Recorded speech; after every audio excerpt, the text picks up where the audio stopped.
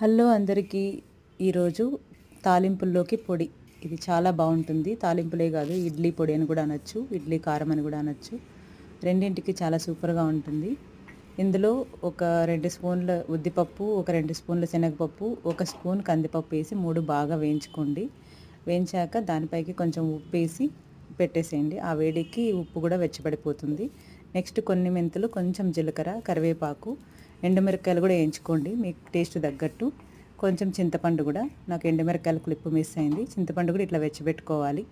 అన్నీ కలిపి బాగా మిక్సీ పట్టుకోండి. ఫైనల్గా ఒక 2 కొబ్బరి గిన్నెలంత కొబ్బరి బాగా తురిమేసి దాన్ని కూడా వెచ్చబెట్టుకోండి. అప్పుడు ఎక్కువ రోజులు స్టోర్ ఉంటుంది.